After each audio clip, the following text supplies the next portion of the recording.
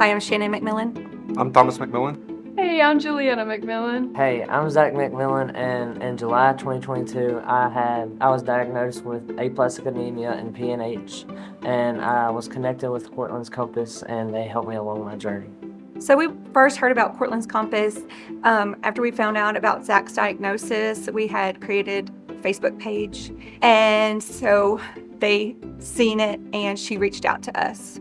Jamie, Courtlynn's mom, reached out to us. It was pretty early on in my diagnosis that they reached out, and we went to lunch with them and got to talking to them about what I should do going forward with my journey. She asked for us to go to lunch with them, and so Zach and I and Courtlynn and her mom met up, and we had a lunch, and we sat down and just talked about, they both had aplastic anemia. So they had that in common. Told us about Courtlynn's experience, and we talked about Zach's experience, and she helped us kind of see where we could go from there.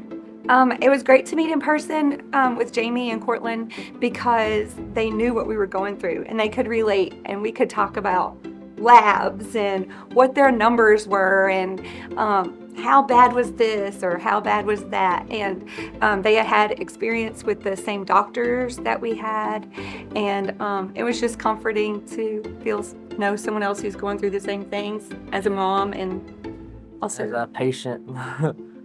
I didn't really know that something was wrong with me at first until I started not having as much energy and stuff, and so we went to the urgent care, and they were like, you need to go to the emergency room right now. They automatically knew there's something wrong with you. And so we went to Shreveport to LSU Ochsner, and it was just had a bone marrow I had a bone marrow aspiration, and it just went on from there.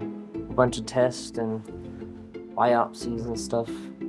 They are bringing me to Alaska to go fishing, and this November I get to go hunting in Texas and kill a buck and a turkey. So that's going to be really fun, and I've always wanted to go to Alaska to go fishing, so I'm really excited about that. Ready to go.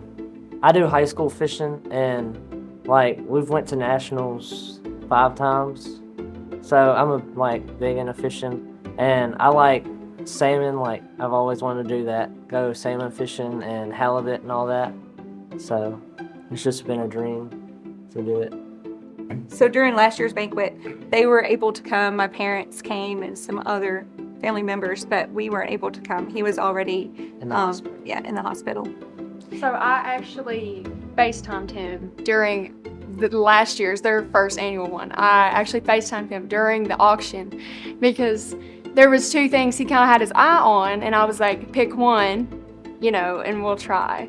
And they had cornhole boards, and so when the cornhole boards came up, I FaceTimed and I was like, look, they're doing it, and so I ended up bidding while we were on FaceTime together, and She got the cornhole board. yeah.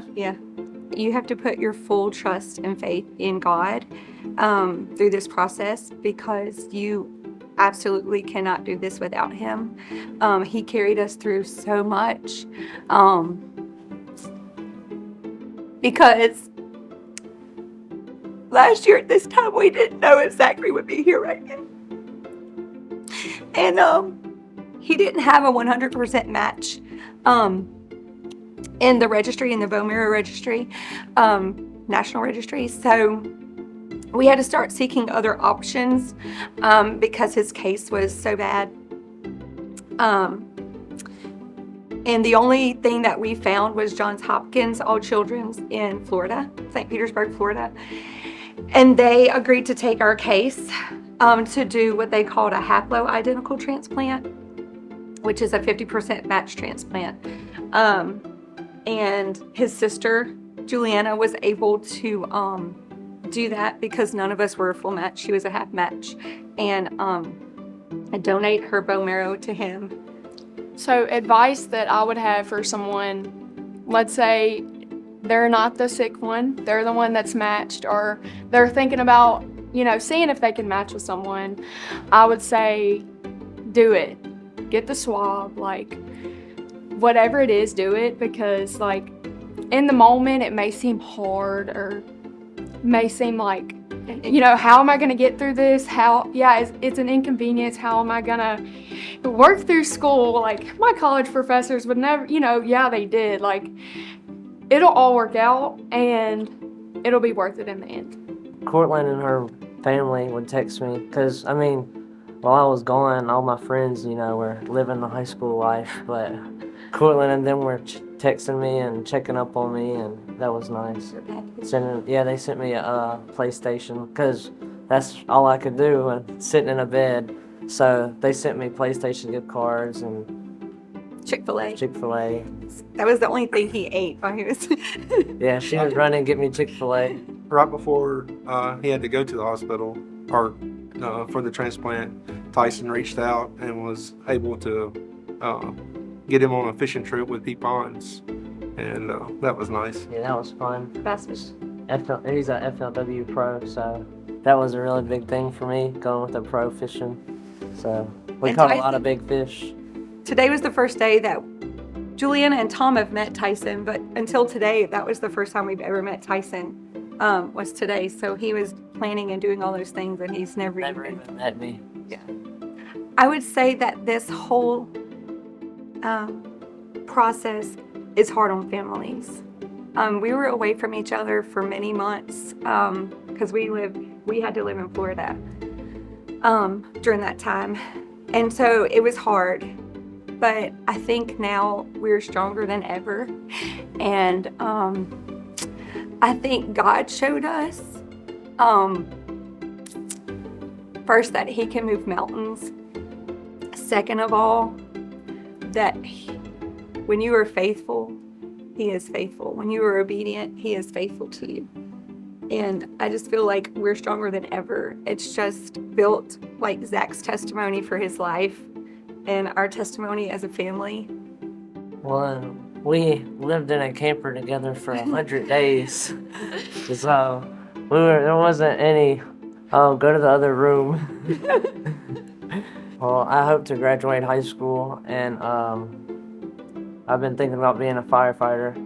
So, just thinking about what I want to do when I get out of high school.